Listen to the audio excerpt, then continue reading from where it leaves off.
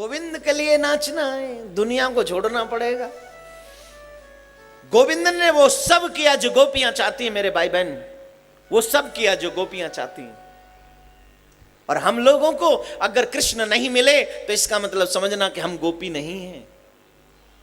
कृष्ण गोपियों को मिलते हैं, कृष्ण प्रेमियों को मिलते हैं, कृष्ण दीवानों को मिलते हैं, कृष्ण रसिकों को मिलते हैं। अरे कुछ तो बनकर दिखाओ मेरे गोविंद को, तुम कुछ तो बनो, प्रेमी बनो, दीवाने बनो, मस्ताने बनो, रसिक बनो, भक्त बनो, बैरागी बनो, ज्ञानी बनो, कुछ तो बनो। गोपियों को कृष्ण मिल गए, हमको नहीं मिले। गोपियों ने उस समय लोक लाज छोड़ दी, जहां लोक लाज के अपने आप में एक बहुत बड़े मायने थे। आज हम लोग इस युग में भी छोड़ नहीं पाते लोक लाज, जिस युग में लोक लाज के मुझे नहीं लगता कि कोई मायने बचे। क्यों साहब आप बताइए, भाई लोग बता, मैं भाई लोग, भाई साहब आज के युग में कोई लोक लाज के मायने बचे? हमारी बच्चियां अपने आप बर ढूंढ कर आ जाती हैं, इससे शादी करें। बोले कर ना बेटा, अच्छा है, कम से कम मेहनत तो कम करनी पड़ी, नहीं करनी पड़ी, हमको लेके जा। तो जहां हमारी बहन बेटियां अपनी मर्जी से अपना सब कार्य करने लग गई, तो इतना फास्ट, इतने मॉडर्न हम लोग हो गए, तो अब लोक लाज कहां बची होगी आप बताइए। कई देवी देवता ऐसे ऐसे कपड़े वस्त्र पहनकर कथा में आ जाते हैं, मन करता है जितनी जल्दी ये यहां से निकल जाए उतनी अच्छी कथा होगी।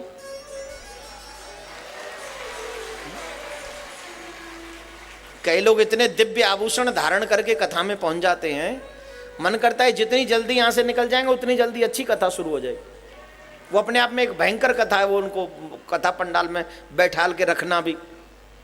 लेकिन मॉडर्न जमाना 21वीं सदी, आप क्या कहोगे? मैं न तो इसके अगेंस्ट में हूं, न इनके पक्ष में हूं, मैं अपने आप की बात रखूंगा तो यही है। लेकिन मुझे इतना समझ में है कि हम लोगों को कुछ जगह ऐसी है जहां मान मर्यादा का पूरा पालन आज भी करना चाहिए। एक तो जब मंदिर जाओ तो अच्छे वस्त्र पहन कर जाओ, एक भगवान की कथा में जाओ तो अच्छे वस्त्र पहन कर जाओ, और एक भगवान के किसी तीर्थ में जाओ तो भी अच्छे ही वस्त्र पहन कर जाओ। भगवान की कथा में, भगवान के मंदिर में, भगवान के धाम में अच्छे वस्त्र पहन जाओ, बाकी के लिए दुनिया में मॉडर्न बन जाओ। क्या बुराई, कौन रोक रहा है आपको? जब आपके घर वाले नहीं रोक सकते तो बाहर वालों की क्या हिम्मत है? हम तो बाहर वाले भी नहीं है वे ढंग के हैं, तो जब राधे राधे तो बोलना पड़ेगा ना साहब। तो मैं आप सबसे निवेदन करूंगा, विनम्र निवेदन, कि इन 3 जगहों पर हम लोगों को मान मर्यादा हमेशा रखनी चाहिए, क्योंकि यहाँ हम दुनिया के लिए नहीं, दुनिया बनाने वाले के लिए आते हैं। मेरे नहीं बताऊंगा, छोड़िए, मुझे क्या, नहीं बताऊंगा।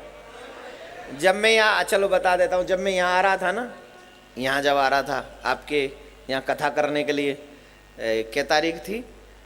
3 तारीख को जब मैं आ रहा था तो एक देवी जी मेरे आगे आगे जा रही थी।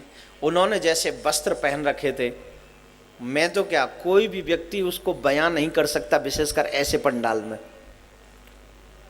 और कैसे लोग जो निकल, फिर मैंने कहा, हमारे साथ में एक व्यक्ति थे, हमने कहा देखो यही कलयुग है, आने वाले समय में, अभी तो कुछ मर्यादा हैं, कुछ बची हैं, लेकिन आने वाले समय में ये सब खंडित हो जाएगी। सोचो जब अभी से ये लोग भगवान का नाम नहीं ले पाएंगे तो आने वाले समय में जो खतरनाक समय होगा उसमें भगवान का नाम कैसे लिया जाएगा, कैसे लिया जाएगा, जरा सोचिए।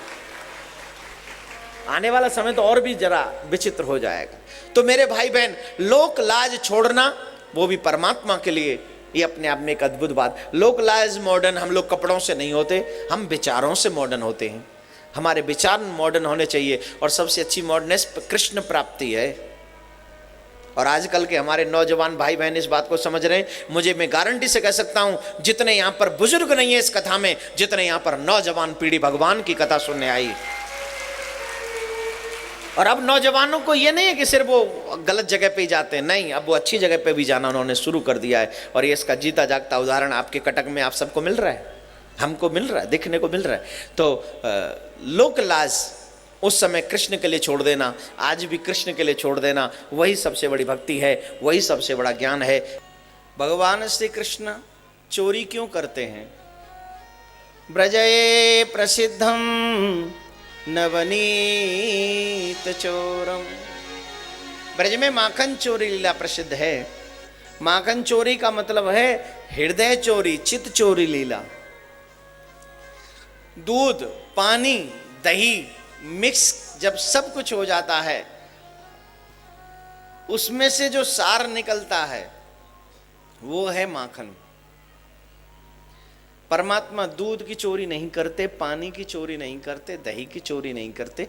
परमात्मा माखन की चोरी करते हैं, अर्थात सार चुराते हैं। सबका सार जो है उसे चुराते हैं। आप याद रखिए, परमात्मा हमारा हाथ नहीं चुराता, पाँव नहीं चुराता, दिमाग नहीं चुराता। परमात्मा इस सब बॉडी का जो सार है चित्त, वो हमारा चित्त चुराता है। क्या चुराता है? जोर से बोलिए। अभी मैं एक जगह कथा कर रहा था, एक बुढ़िया माताजी मेरे पास में आई और कहने लगी मेरी उम्र भी तुम्हें लग जाए। क्या कह रही थी वो? मेरी उम्र भी तुम्हें लग जाए। मैंने पूछा अम्मा बची कितनी है? लग जाए बात ठीक है, लेकिन बची कितनी है? जितनी भी बची है सब लग जाए ना, तेरी उम्र तुझे ही लगी रहे, मुझे तो तेरा आशीर्वाद चाहिए। वो बोली कि आप बहुत अच्छा बोलते हैं, तो हमारी उम्र लगेगी, उतने सालों तक और बोलोगे। मुझे तो उम्र नहीं चाहिए, आप लोगों का आशीर्वाद चाहिए, आप लोगों का प्यार चाहिए। बस उसी प्यार और आशीर्वाद से कन्हैया के गीत गाता रहा हूँ। है क्या आपका प्यार स्नेह है कि नहीं? नहीं होता तो यहाँ क्यों आते? है तभी तो आए हैं, ये बहुत बड़ी बात है। तो बस आपकी दुआएं चाहिए कि मैं ऐसे ही ठाकुर जी के गीत गाता रहूं और बस आप लोगों को भी सुनाता रहूं और अपने मन की और अपनी आत्मा की शांति करता रहूं। यही बस प्रभु से मांगता हूं।